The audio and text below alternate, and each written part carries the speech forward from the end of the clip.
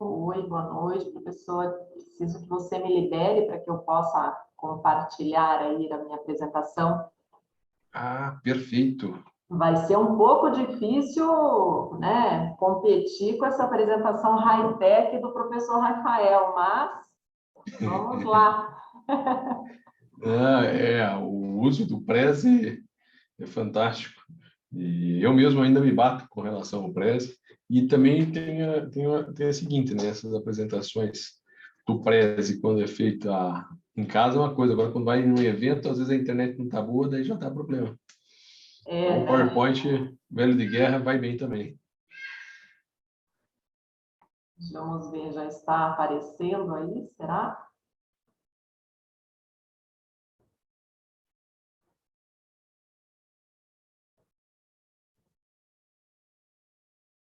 Não, né?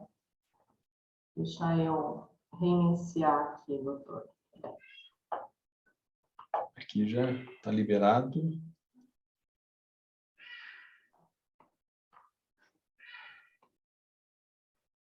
Aproveito para agradecer a assistência à saúde de Paranaguá, presente, o Davi também presente no dia de hoje, aqui online, a Larissa, tínhamos mais alguns presentes, Mariana, no primeiro e segundo bloco.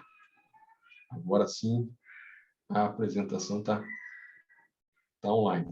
Então, antes de passar a apresentação e passar a palavra à professora Cláudia, eu gostaria, em primeiro lugar, de agradecer a sua presença, o aceito do seu convite. A professora Cláudia Jacob Rockenbach é advogada, graduada em Direito pelo Centro Universitário de Curitiba, pós-graduada em LM e em Direito Empresarial pela FIEP, tem experiência em Direito Civil e Empresarial, graduada em Administração de Empresas pela Pontifícia Universidade Católica do Paraná e tem atuado constantemente com a LGPD na área de saúde, juntamente, inclusive, com o Dr. Luiz Gustavo. Doutora Cláudia, é um grande prazer tê-la aqui nesse evento que é organizado pela Qualig em conjunto com o Sindicato dos Médicos do Estado do Paraná. E passo-lhe a palavra para a sua exposição e, mais uma vez, agradeço a sua presença. Eu que agradeço o convite, professor. É uma honra estar aqui dividindo, né, essa palestra com esses advogados exemplares que foram meus mestres na faculdade também, né? Então, sem mais delongas, vamos aí ao que nos trouxe nesse dia. A mim ficou incumbido a função de repassar para os senhores a... Espera só um pouquinho que eu acho que deu um problema aqui na minha tela. Só um minutinho, professor.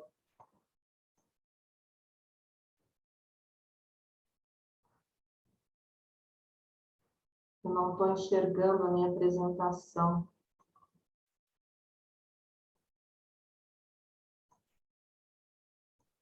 Talvez você esteja com duas telas, então ela vai aparecer numa das telas.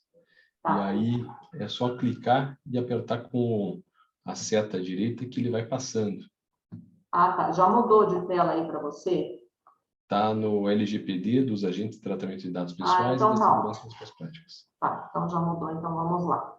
Então, a mim coube aí falar para vocês hoje sobre os agentes de tratamento, né, de dados pessoais e da segurança das boas práticas. A LGPD, ela representa um marco aí sobre o tratamento, né, dos dados de pessoas físicas e ela apresenta conceitos e busca estruturar nacionalmente um sistema efetivo de proteção de dados. Só que o conceito relacionado aos agentes de tratamento em si, ele acabou gerando aí, criando algumas dúvidas, né, que a gente vai tentar aí esclarecer um pouquinho nessa apresentação hoje. Então, no contexto de uma pessoa jurídica, por exemplo, a organização em si, ela vai ser o agente de tratamento. Ela quem vai estabelecer as regras para o tratamento de dados pessoais que vão ser executados e pelos seus representantes ou prepostos. Então, além disso, esse agente de tratamento ele é definido para cada operação de tratamento de dados pessoais. Portanto, se a mesma organização, uma mesma organização, ela vai poder ser controladora e operadora de acordo com a atuação em diferentes operações de tratamento que ela tiver. Isso a gente vai verificar um pouquinho mais adiante. As pessoas naturais, segundo a LGPD, elas também podem ser consideradas controladoras e operadoras de dados pessoais. Controladoras, elas vão ser quando elas atuarem de acordo com os seus próprios interesses, com o poder de decisão sobre as finalidades e os elementos essenciais de tratamento. Operadoras, quando elas estiverem atuando de acordo com o interesse do controlador, sendo facultada a elas apenas a definição de elementos não essenciais à finalidade de tratamentos, elementos esses que a gente vai ver um pouquinho mais adiante também. Por um outro lado, quando nós estivermos aí falando de funcionários de uma organização, os funcionários, eles não vão ser confundidos com os operadores, porque os funcionários, eles vão atuar de forma subordinada, eles vão representar o agente. Já o operador, ele vai atuar de acordo com os interesses e as finalidades que o controlador determinar, né? Então, quem são, né, esses agentes de tratamento? Quem pode ser considerado agente de tratamento para a LGPD? O artigo 5º da lei, ele estabelece que agentes de tratamento são controlador e operador. Um pouquinho mais adiante, a gente vai ver a figura de outras pessoas, como o subcontrolador, como o encarregado, mas eles não são, para a LGPD, considerados agentes de tratamento. Os agentes de tratamento, eles são, então, os responsáveis pelo tratamento dos dados pessoais que são sujeitos às regras da LGPD, a fiscalização da Agência Nacional de Proteção de Dados, e eles devem ser definidos a partir de um caráter institucional. Segundo o artigo 5º ainda, o controlador, então, é a pessoa natural ou jurídica de direito público ou privado, a quem compete as decisões referentes ao tratamento de dados pessoais, ou seja, qualquer pessoa física ou pessoa jurídica que coletar as informações dos dados da pessoa natural, que é o titular de dados. Aqui é importante destacar que a LGPD ela foi feita apenas para coletar os dados as informações pessoais de pessoa física, de pessoa natural. Quando a gente fala de coleta de dados de pessoa jurídica, já existem outras leis, como, por exemplo, a lei do software, a lei do direito autoral. É por isso que o controlador vai ser aquela pessoa que vai coletar os dados. Por exemplo, um médico que coletar dados do seu paciente, para a LGPD, ele vai ser chamado de controlador.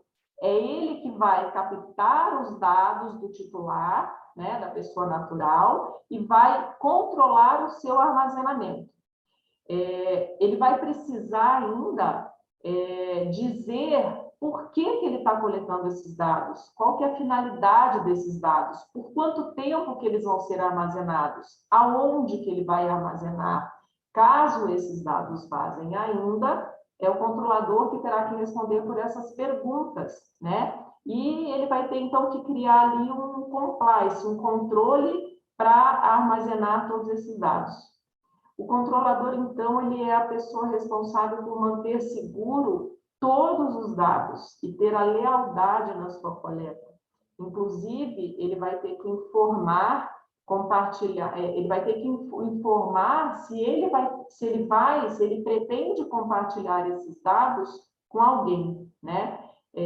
Como bem explicado pelo professor Rafael no bloco anterior, No caso de não adequação, caberá ao controlador ter que responder pelas multas pecuniárias aí, né, que ainda não estão em vigor, mas que a lei já determina que ela vai aí de 2% do faturamento anual de cada infração até o limite de 50 milhões de reais. Então, pensa num médico que perde o direito de coletar as informações dos seus pacientes. Praticamente, ele vai inviabilizar a sua profissão, né? Ele vai inviabilizar a sua carreira. Então, o controlador, ele tem que atuar de acordo com os seus próprios interesses, com poder de decisão sobre a finalidade desses elementos essenciais de tratamento. Se você coleta dados de qualquer natureza, de pessoa física, de pessoa natural, como diz a lei, você vai ser o controlador e você vai precisar, então, fazer aí a sua adequação à lei. Ainda, continuando aí no que diz, né, esse artigo 5º, o controlador, ele vai ser, então, resumindo, o responsável por tomar as principais decisões referentes ao tratamento de dados pessoais e por definir a finalidade desse tratamento.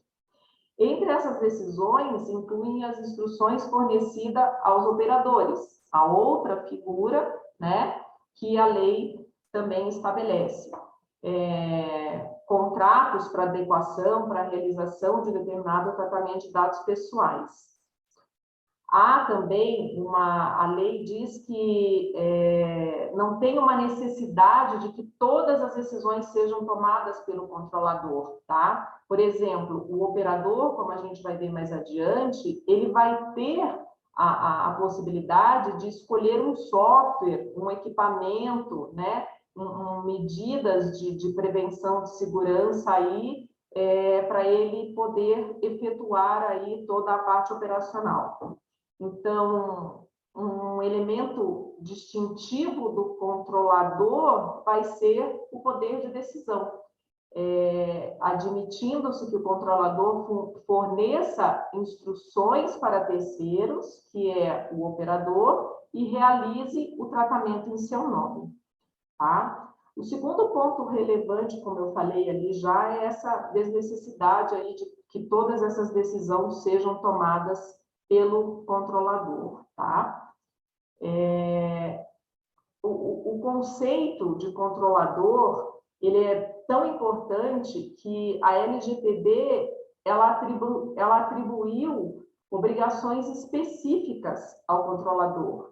Então, o controlador tem aí obrigações de manter o registro das operações de tratamento de dados pessoais que realizem, especialmente quando baseado no registro de interesse, né? Elaborar um relatório de impacto à proteção de dados. Esse relatório de impacto, ele vai ser elaborado quando solicitado pela Autoridade Nacional de Proteção de Dados, que ela que vai determinar que ele elabore esse relatório de acordo com o artigo 38. O controlador vai ter que comprovar que o consentimento obtido do titular de dados atende às exigências legais. Ele vai ter que comunicar à Agência Nacional de Proteção de Dados a ocorrência de incidentes de segurança. Ele ainda vai ter que reparar danos decorrentes de atos ilícitos, e distinguir de acordo com a qualificação do agente de tratamento, isto é, se controlador ou operador, conforme o dispositivo do artigo, tá? Além dessas, ainda, nós temos, o controlador ainda vai ser obrigado por indicar o encarregado, que é o DPO. Lá na frente, nós vamos ver quem é essa figura do encarregado pelo tratamento de dados pessoais. Ainda, o controlador vai ter que fazer a identificação, né? Assim, a identificação do controlador, ela vai ter que ser a partir de um conceito legal. Então, assim, a gente, quando for indicar um controlador de uma organização, você vai ter sempre que considerar o contexto fático e as circunstâncias relevantes ali no caso, né? É de suma importância avaliar se o suposto controlador é, de fato, o responsável pelas principais decisões relativas ao tratamento dos dados, tá? Então, como a gente falou lá na frente, anteriormente, o controlador ele pode ser uma pessoa jurídica. Na maioria das vezes, ele vai ser uma pessoa jurídica, seja ela de direito privado ou de direito público, tá?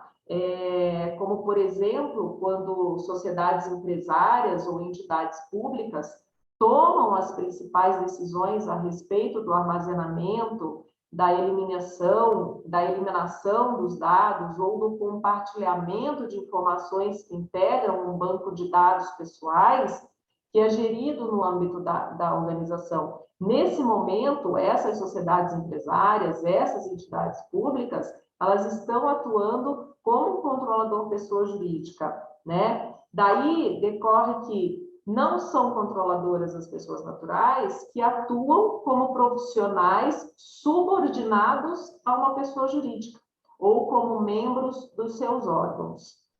É o caso de empregados, administradores, sócios, servidores de uma outra pessoa e outras pessoas naturais que vão integrar a pessoa jurídica, mas os atos expressam a atuação desta, né? Ele não vai decidir, esses empregados, eles vão atuar de acordo com a determinação daquela organização. Então, nesse sentido, a definição legal de controlador, ela não pode ser entendida como uma norma de distribuição interna de competência e responsabilidade, né? De forma diversa, trata-se aí de um comando legal que atribui obrigações específicas à pessoa jurídica, de modo que essa assuma a responsabilidade pelos atos praticados pelos seus agentes, pelos seus prepostos, em face dos titulares e da própria Agência Nacional de Proteção de Dados.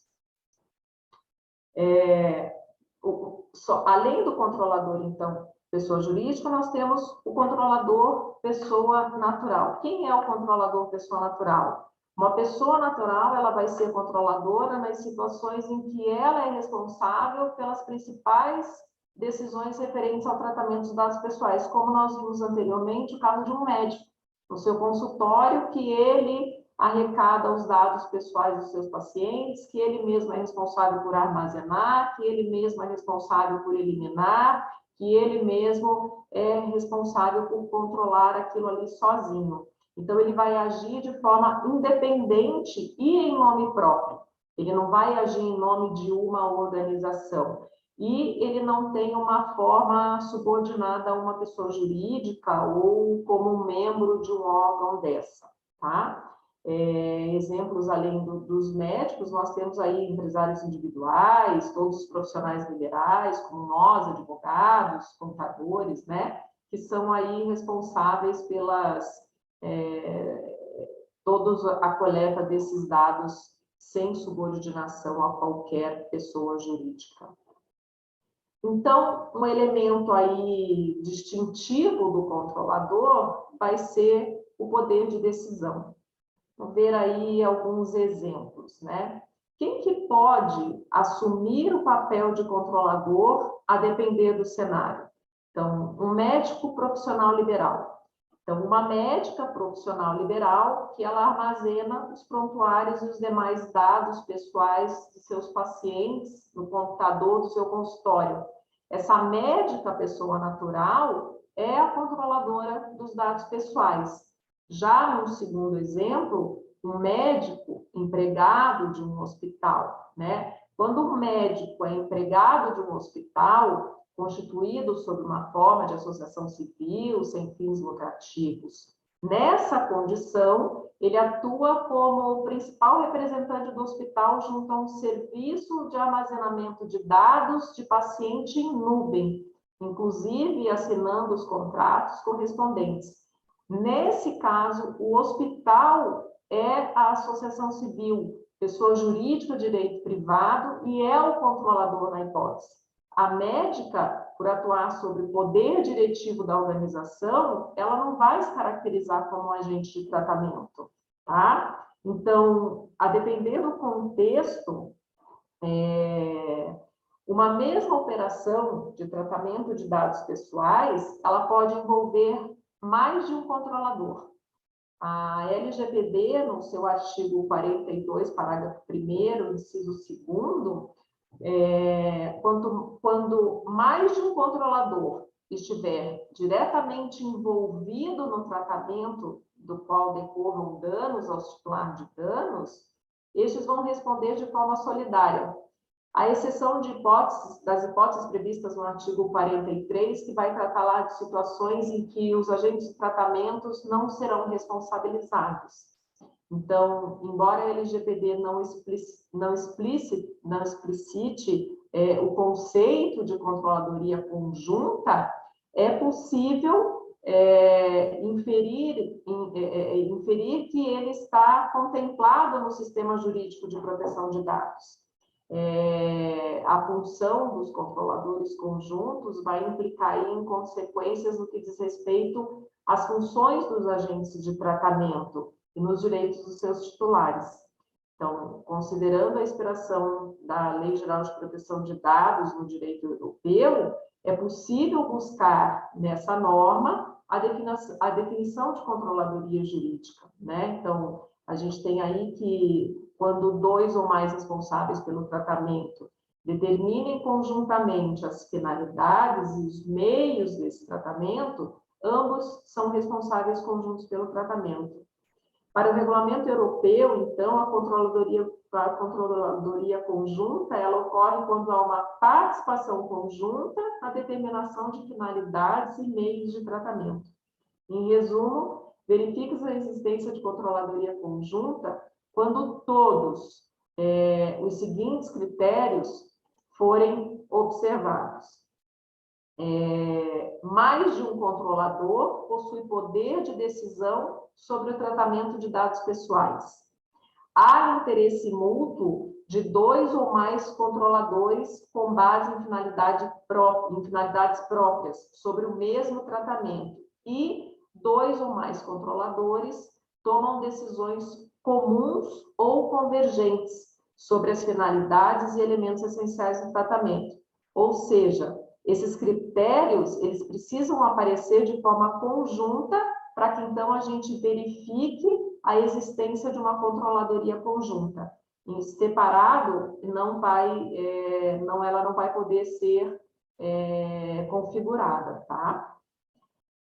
Bom, acho que nós estamos chegando aí no final, né? Quase meia hora aí já. Eu acho que eu vou abrir aí para perguntas, não sei se temos, para que a gente, então, retome no próximo bloco.